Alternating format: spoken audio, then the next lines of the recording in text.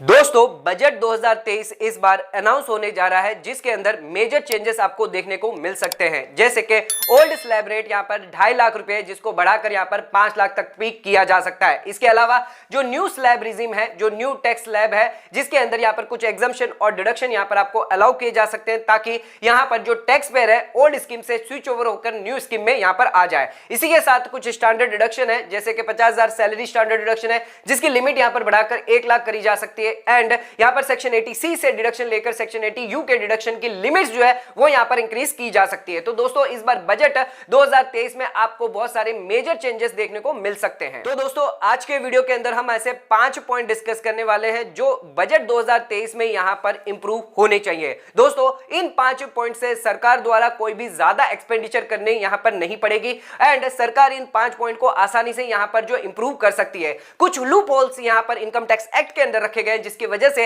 यहां पर ease of doing business में यहां पर सभी को ज्यादातर दिक्कत होती है, सभी टैक्स पेयर को यहां पर प्रॉब्लम्स हो रही है। तो उनको देखते हुए यहां पर हम आज 5 ऐसे पॉइंट डिस्कस करने वाले हैं, जिसकी वजह से यहां पर सरकार को कोई भी एक्सपेंडिचर में बढ़ोतरी नहीं करनी पड़ेगी, ना ही ज्यादा परेशानी होगी इसको बजट में रखने से। लेकिन इन 5 पॉइंट को अगर रखती है सरकार द्वारा इस बजट 2023 के अंदर, तो यहां पर सभी टैक्स पेयर को ईज ऑफ डूइंग बिजनेस में यहां पर आराम होगा। दोस्तों अब आपके मन में एक सवाल होगा कि क्यों हम यहां पर ये 5 पॉइंट ही डिस्कस कर रहे हैं, इनके अलावा कोई पॉइंट डिस्कस नहीं कर रहे हैं। तो दोस्तों इनके 5 पॉइंट के अलावा भी और बहुत सारे ऐसे पॉइंट्स हैं जिसके अंदर यहां पर इनकम टैक्स यानी बजट के अंदर यहां पर जो है चेंजेस होने चाहिए, जो आप हमें कमेंट करके नीचे बता सकते हैं। लेकिन आज के इस वीडियो के अंदर हम 5 ऐसे लॉजिकल पॉइंट आपको बताने वाले हैं जो यहां पर इनकम टैक्स एक्ट के अंदर यहां पर चेंजेस होने चाहिए। तो दोस्तों आज का वीडियो आप सभी के लिए बहुत ज्यादा इंपॉर्टेंट है। चैनल पर नए तो सब्सक्राइब कर लीजिए और बेल आइकन पर नोटिफिकेशन पे क्लिक कर लीजिए, ताकि आपको आने वाले सभी नोटिफिकेशन रिगार्डिंग हमारे वीडियो से रेगुलरली मिलते रहे। तो आइए स्टार्ट करते अपने वीडियो को बिना देरी करते हुए।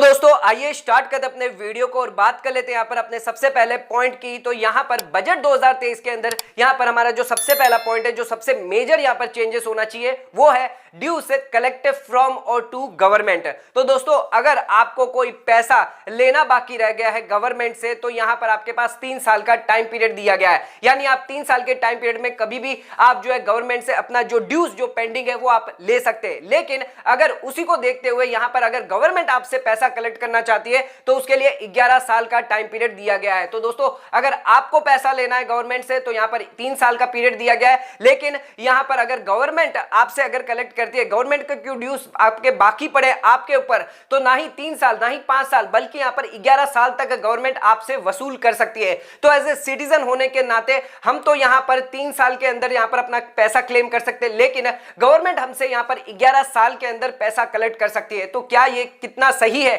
क्या यहां पर कुछ चेंजेस नहीं होने चाहिए? बजट 2023 के अंदर इसके अंदर यहां पर चेंजेस होनी चाहिए और यहां पर बराबर होना चाहिए, इक्वलिटी होनी चाहिए कि यहां पर जो पैसा हमें गवर्नमेंट से लेना है वो भी यहां पर कम से कम 5 साल तक हम ले सकते हैं और गवर्नमेंट भी हमसे यहां पर 5 साल तक जो है कलेक्ट कर सकती है। तो ये एक मेजर चेंजेस जो यहां पर होना चाहिए। दोस्तों आपकी क्या राय है नीचे कमेंट करके हमें जरूर बताइए। आ जाते हैं अब अपने नेक्स्ट पॉइंट पे। दोस्तों इसी के साथ आ जाते हैं अब अपने सेकंड पॉइंट पे, यानी एडवांस टैक्स है। दोस्तों एडवांस टैक्स एग्जांपल के तौर पे यहां पर मान के चलते हैं, हमें यहां पर एडवांस टैक्स हमने कम पे किया, तो सरकार हमसे यहां पर जो ब्याज वसूल करती है वो है 24%। जो आपका एडवांस टैक्स है, जितनी आपकी इंस्टॉलमेंट बन रही है उससे कम आपने अगर एडवांस टैक्स पे किया और आपका टैक्स जो यहां पर ज्यादा निकल के आता है, जब आप अपने इनकम टैक्स रिटर्न फाइल करते हैं तो सरकार आपसे 24% का इंटरेस्ट चार्ज करती है। उसी के दौरान अगर यहां पर आप एडवांस टैक्स ज्यादा पे कर देते, यानी एक्सेस पे कर देते, जितनी भी आपकी टैक्स लायबिलिटी बन रही थी उससे ज्यादा की यहां पर जो आपने एडवांस टैक्स पे कर दिया, तो सरकार आपको वापस जो पैसा लौटाती है 4% ब्याज के हिसाब से लौटाती है। तो दोस्तों यहां पर कितना डिफरेंस यहां पर आपको दिखाई दे रहा है कि 4% तो आपको यहां पर एक्सेस आप पेमेंट करते तब आपको मिलता है सरकार द्वारा, लेकिन अगर गलती से कम पे कर दिया तो आपको 24% तक का ब्याज यहां पर देना है। एग्जांपल एक से समझ के चलते हैं कि यहां पर अगर आप किसी बैंक के अंदर एफडी करवाते हैं तो यहां पर आपको ब्याज 7% 8% तक का ब्याज मिलता है, लेकिन अगर आप लोन उसी के अगेंस्ट लेते हैं तो यहां पर आपको 9% 10% का ब्याज मिलता है। है, यानी करीबन 2 से 3% का यहाँ पर डिफरेंस होता है। उसी तरह यहाँ पर अगर सरकार हमसे 4% का ब्याज हमें दे रही है तो उसी तरह सरकार हमसे 7%, 8%, 9% तक ले सकते हैं, लेकिन ये 24% तक कितना सही है, इसको यहाँ पर चेंजेस करना चाहिए। सरकार को ये 24% कम करके यहाँ पर जो एक लिमिट यहाँ पर डिफाइन करनी चाहिए, ताकि सभी टैक्स पेयर के लिए यहाँ पर ईज हो और यहाँ पर आसान हो ये पे करना। दोस्तों आ जाते हैं अपने थर्ड पॉइंट पे, तो यहाँ पर प्रीवियस ईयर असेसमेंट ईयर और कैलेंडर ईयर में यहाँ पर चेंजेस होने चाहिए। आज के टाइम में हमारे पास बहुत सारे ईयर्स यहाँ पर अवेलेबल है, बहुत ज्यादा कंफ्यूजन यहाँ पर होता है, जैसे कि प्रीवियस ईयर है, असेसमेंट ईयर, कैलेंडर ईयर है।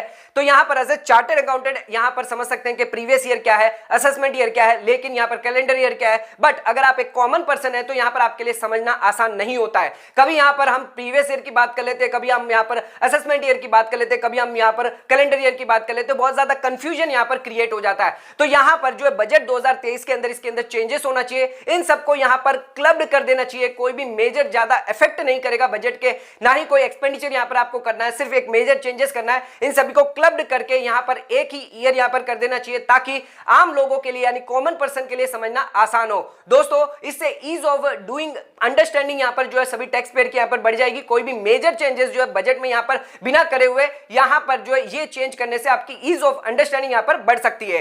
ये पॉइंट आपको वैलिड अगर लगा तो नीचे कमेंट करके हमें जरूर बताइएगा।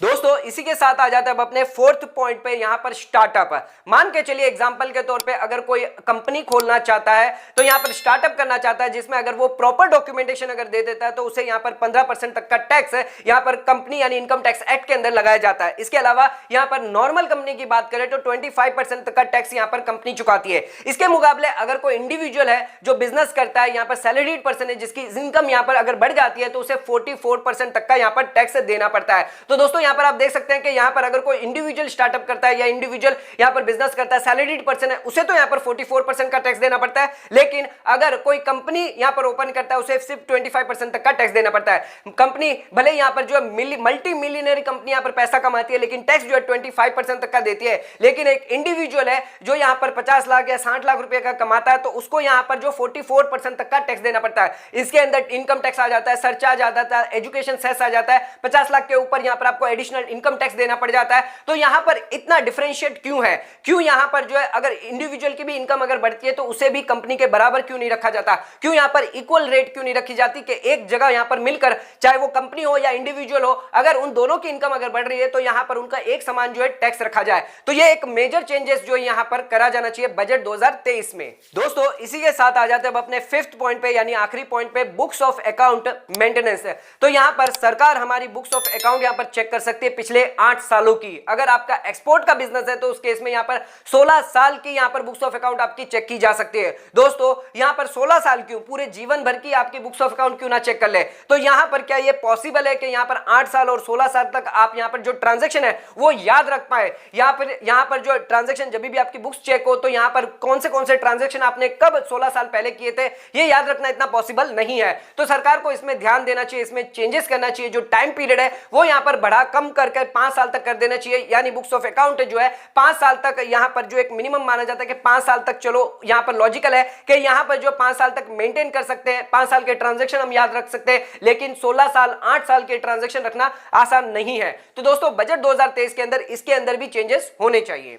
दोस्तों इन 5 पॉइंट के अलावा बहुत सारे ऐसे चेंजेस हैं जो यहां पर होने चाहिए, जैसे कि सेक्शन 80C की डिडक्शन की लिमिट यहां पर 1.5 लाख से बढ़ा दी जानी चाहिए। और इसके अलावा इक्विटी मार्केट अगर है तो यहां पर जो इक्विटी मार्केट है जिसके अंदर यहां पर या तो कोई रिलैक्सेशन देनी चाहिए, या फिर जिस तरह पहले यहां पर लॉन्ग टर्म पर यहां पर जो टैक्स लगाया जाता था, जो बेनिफिट दिया जाता है उस हिसाब से दिया जाए। क्योंकि आज के टाइम पे अगर मैं रिस्क लेता हूं, मैं इन्वेस्ट करता हूं, अगर मुझे प्रॉफिट होता है तो सरकार हमसे टैक्स चार्ज करती है, लेकिन अगर हमें लॉस होता है तो हमें कोई भी बेनिफिट नहीं दिया जाता। ऐसा नहीं होना चाहिए, इसमें चेंजेस होना चाहिए। तो बजट 2023 के अंदर यहां पर बहुत सारे ये जो 5 मेजर चेंजेस हमने बताए ये यहां पर होने चाहिए। इसके अलावा भी अगर आपको लगता है कोई और चेंजेस जो बजट 2023 में होने चाहिए, ऐसे लॉजिकल चेंजेस होने चाहिए, तो आप नीचे हमें कमेंट करके बता सकते हैं। तो दोस्तों आज का वीडियो अगर आपको पसंद आया तो चैनल को लाइक और सब्सक्राइब जरूर करेगा, ज्यादा से ज्यादा शेयर जरूर करेगा। धन्यवाद।